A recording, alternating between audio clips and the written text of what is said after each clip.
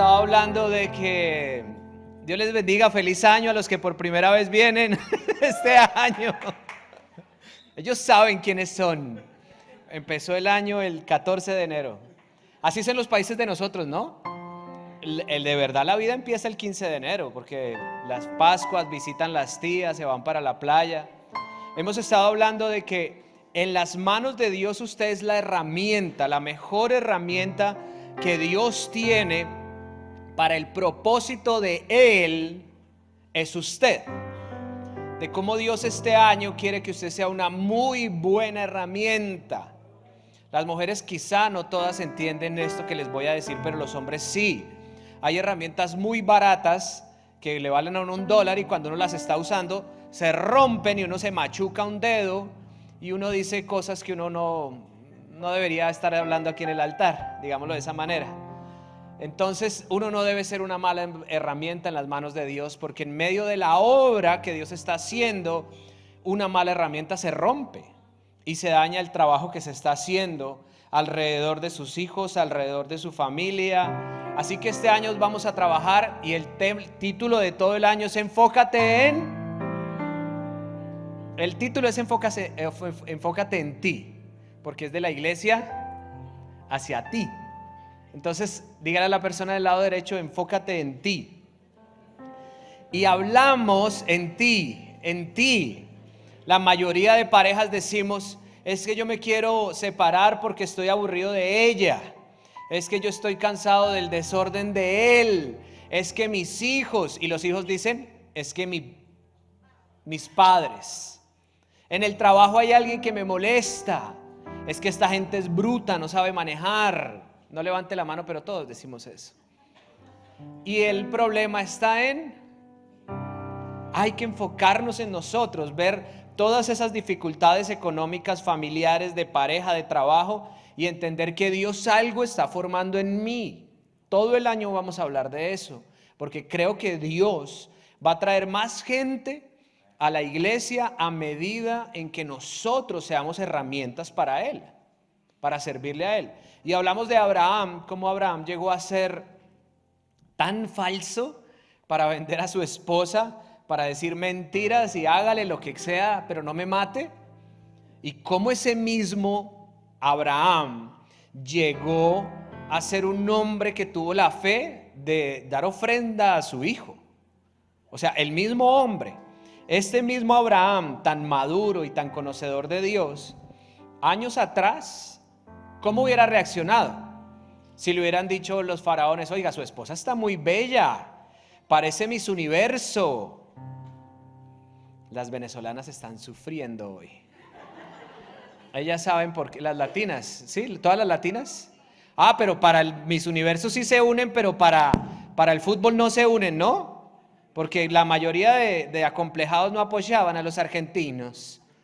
No, porque les cae mal Leo. No sé por qué no nos apoyaron. Bueno, nos robaron, eso siempre hacen, eso es político, no le ponga cuidado a eso, deje de estar viendo eso. Además estábamos ayunando, bueno, redes sociales, eso no fue redes sociales. Ese mismo Abraham le hubieran preguntado de su Miss Universo esposa y él hubiera dicho, sí, es mi esposa, ¿me entiende? Porque en esta época de su vida estaba muy maduro, Dios le pidió a su hijo y en fe lo hizo. En esta época de su vida estaba muy, muy maduro. Le dijeron que quién era la esposa y para que no lo mataran dijo que era la hermana. Imagínense esas dos personas. ¿Dónde está usted? ¿Está aquí en su caminar con Dios o acá? ¿O va en el camino? Yo voy en el camino. Todavía voy aprendiendo y conociendo a Dios. Y una de lo que vamos a hablar hoy es conocer a Dios a través de sus cartas de amor. Conocer a Dios a través de las historias que Él ha plasmado en la palabra de Dios. Yo creo que la palabra de Dios tiene tantos tesoros sin reclamar por culpa suya y culpa mía. Que ahí están, que no saben, que no han ido a agarrarlos. Es como usted no sabe que tenga un tío muerto por allá en Chapultepec que le dejó miles de hectáreas de tierra y usted aquí buscando dinero debajo de los colchón. Pero lo llaman y le dicen, hey, tío Pancho te dejó dinero. Y usted, aunque nunca lo vio, y dice, ay, yo me acuerdo de él. He estado orando por él. ¿Cómo sigue? No, murió, pero te dejó todo a ti. Lo mismo es la palabra de Dios. Tantos tesoros de restauración, de paz, de unidad, de prosperidad que están ahí plasmados que usted y yo no conocemos. Bueno, que usted, no me voy a meter. Yo sí conozco algunos, tengo que conocer muchos más de esos tesoros. He disfrutado muchos de ellos, muchos otros tenemos que conquistarlos. Y la Biblia dice que el pueblo de Dios perece por falta de conocimiento. Cuando tú no conoces la palabra de Dios, hay peligro que te manipulen, hay peligro que te digan, mire, este aceite es el que le va a sanar a su hijo, señora. Este aceite le vale $300. Como no conoce la palabra de Dios, ahí está, cayendo los $300.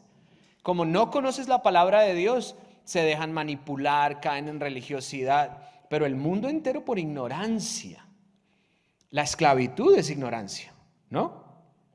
El abuso a la mujer es ignorancia.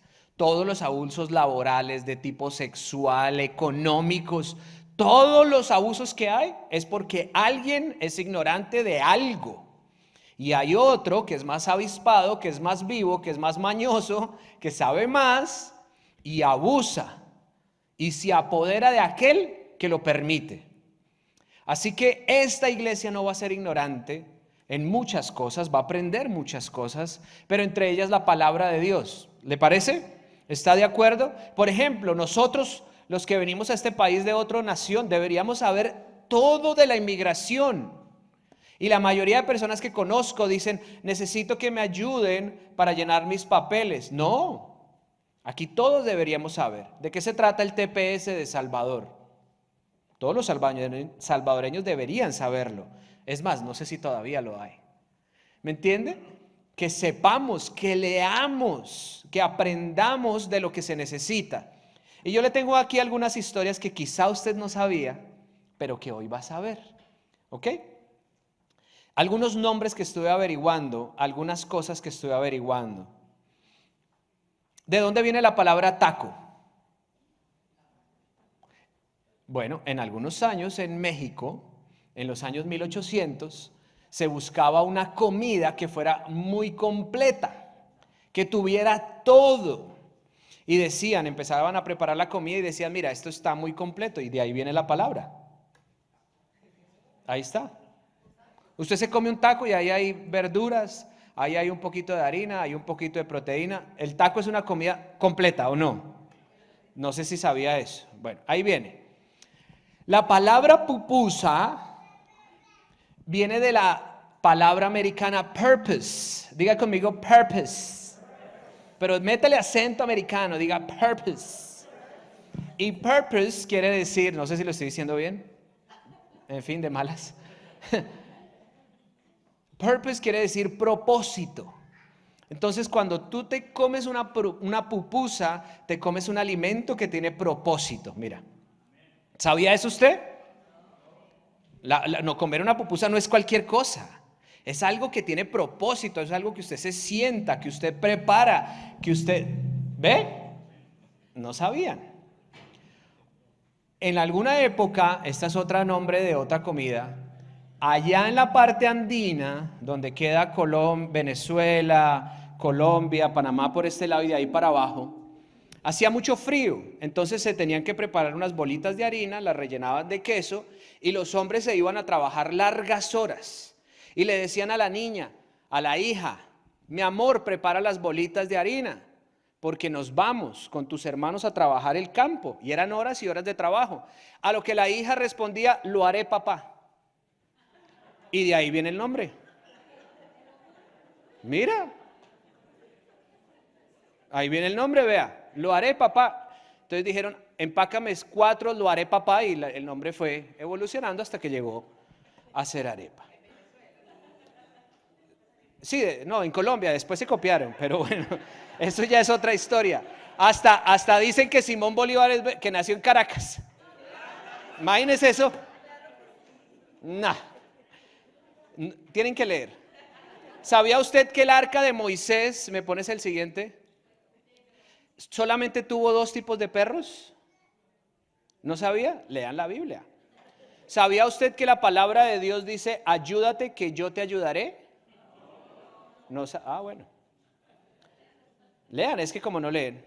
¿Usted sabía que aquí en Estados Unidos, después de que usted pague 10 años de impuestos, tiene derecho a una residencia americana? ¿No sabían eso?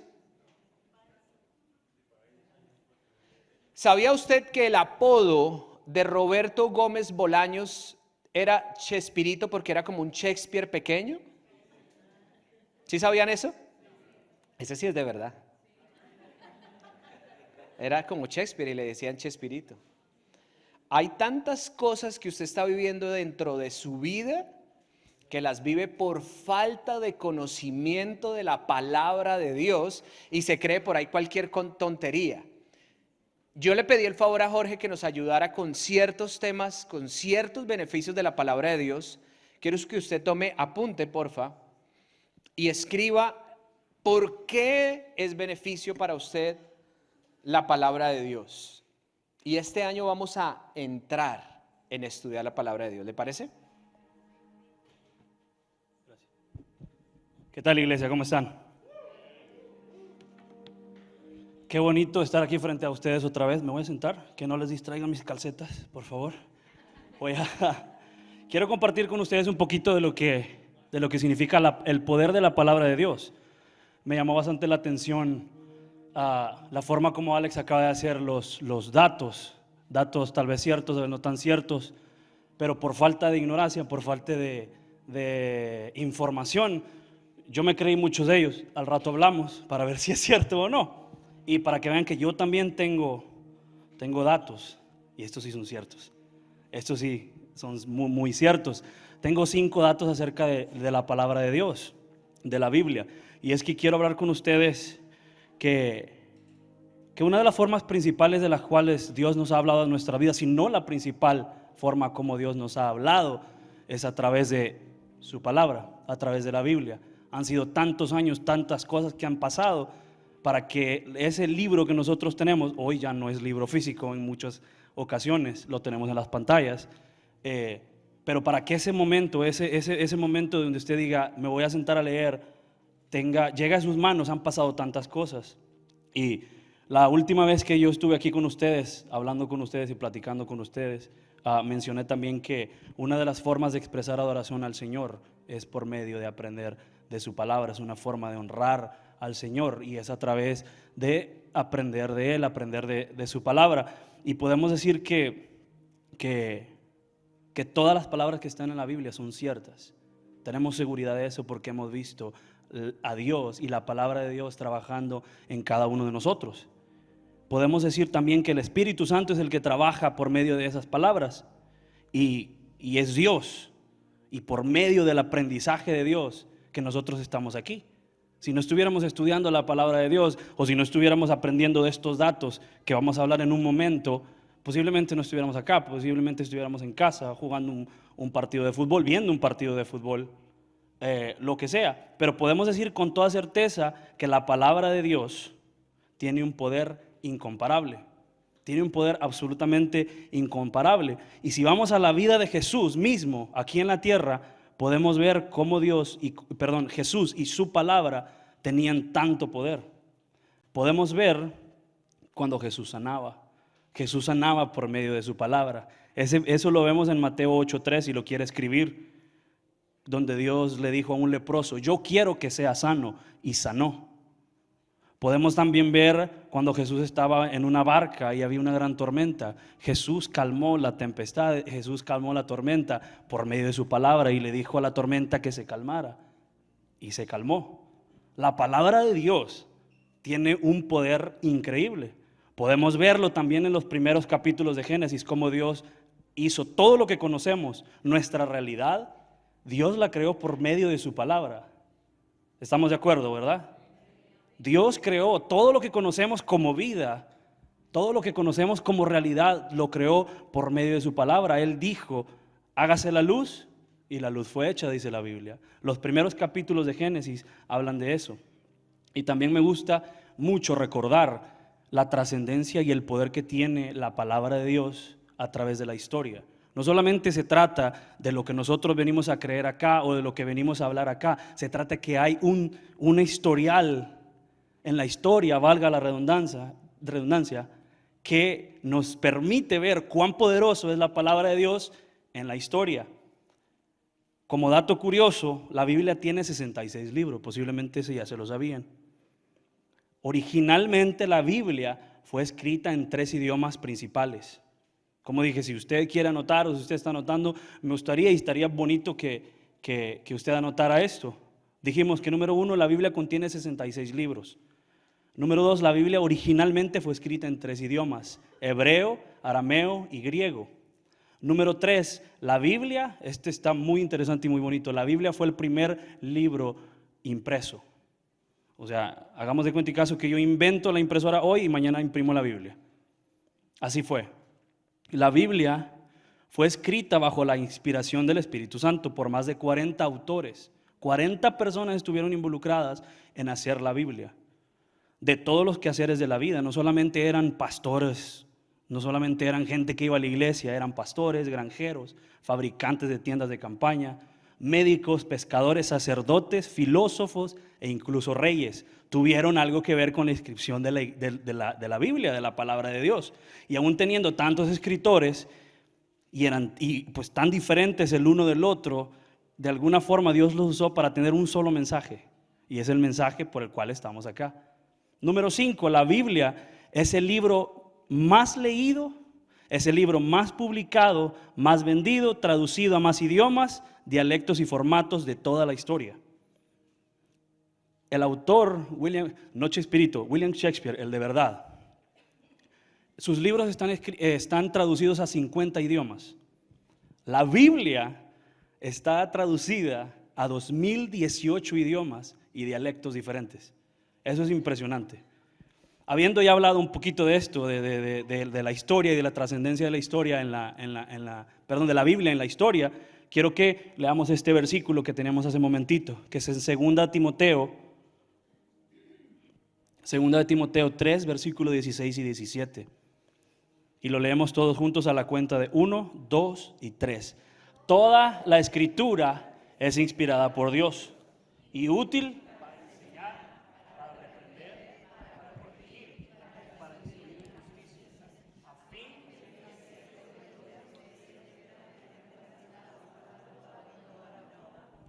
de... Así es. El autor de esta carta de Timoteo fue Pablo, y le está escribiendo a uno de sus discípulos, a uno de sus alumnos, posiblemente uno de los más famosos que conocemos. Y le está escribiendo haciéndole ver la importancia y mucho énfasis en el estudio de la palabra de Dios, de la Biblia. Y podemos ver, y es muy importante el estudio para el crecimiento de nosotros como seguidores de Cristo. Y quiero que veamos 3 características, o bueno, 3 puntos específicos de este versículo pequeño, o 2 versículos pequeños. Y el primero que quiero tratar, y yo creo que es el más importante sin quitarle importancia a los otros, es que las escrituras son inspiradas por Dios. Las escrituras son inspiradas por Dios. Como dije, posiblemente la más importante de todas, sin quitarle importancia a las demás. Notemos que no dice parte de la escritura, no dice parte de la Biblia, no dice la mitad, no dice simplemente el Nuevo Testamento, no simplemente los primeros 5 libros, dice toda la escritura es inspirada por Dios. Esto es una de las declaraciones más importantes de la Biblia, porque Dios nos está dando a conocer su corazón. Si yo tengo un diario, yo escribo un diario todos los días, y ustedes lo agarran y lo toman, y ustedes van a ver mis vivencias, ustedes van a conocer mi corazón. Asimismo Dios ha hecho con la Biblia. Es el corazón de Dios. Me gusta mucho pensar en la Biblia y pensar también en una pieza musical de Beethoven o en una pieza de pintura de Leonardo da Vinci. Esas piezas de música, de arte, son algo único. Son la esencia de la mente y el corazón del autor. Entonces podemos decir con toda certeza que la Biblia, las escrituras, son una obra de arte por parte de nuestro Dios. Segundo, dice, la palabra de Dios es útil para enseñar, para reprender, para corregir e instruir en justicia. Algo muy interesante que me gusta recordar de esto y platicar con ustedes es que si ustedes ven, hay un proceso: enseñar, reprender, corregir e instruir en justicia, y hay un propósito para eso. No podemos simplemente venir y empezar a corregir. No podemos empezar a venir y empezar a reprender. No, hay un proceso y tiene una finalidad. Debemos decir que Dios nos dejó su palabra para aprender. Es un manual de vida, como a mí me gusta describirlo muchas veces. Dios tiene propósitos y uno de ellos es hacernos sabios y capaces de tomar decisiones tal y como un seguidor de Cristo debe hacerlo.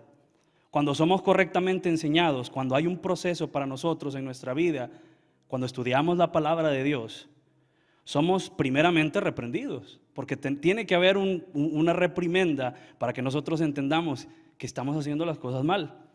Pero no nos quedamos simplemente siendo reprendidos. No, somos redireccionados a alejarnos de eso que está mal y llegar y ser instruidos en justicia, como dice el versículo. Número 3 y último. Esta escritura, esta palabra que ha pasado por tantos años, que ha pasado por tantas cosas, por tantos idiomas, traducciones, tiempos, lo que sea, nos ayuda a equiparnos para la acción. La palabra de Dios nos ayuda para ser equipados para la acción. Las escrituras nos equipan para dar lo mejor de nosotros, para cada buena obra, como dice el capítulo. La palabra de Dios, como ya lo dije, es un manual de vida que nos enseña cómo andar. Nos describimos como cristianos, seguidores de Cristo.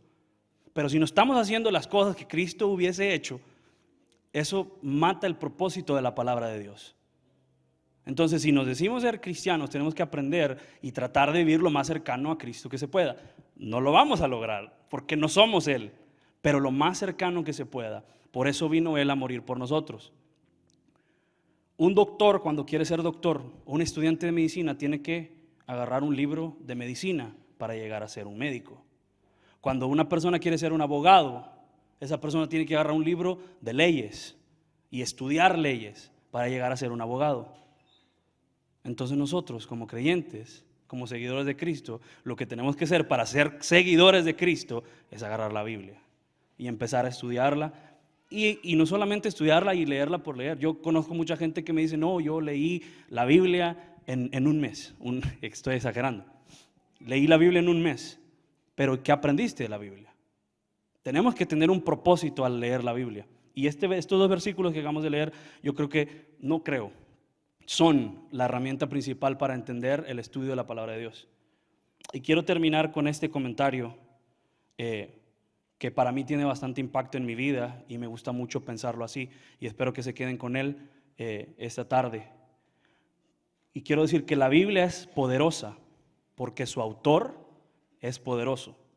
La Biblia es inerrante porque su autor no puede cometer un error. La Biblia es suficiente porque su autor es suficiente y sabe exactamente lo que nosotros, sus hijos, necesitamos en la vida y cómo necesitamos ser guiados.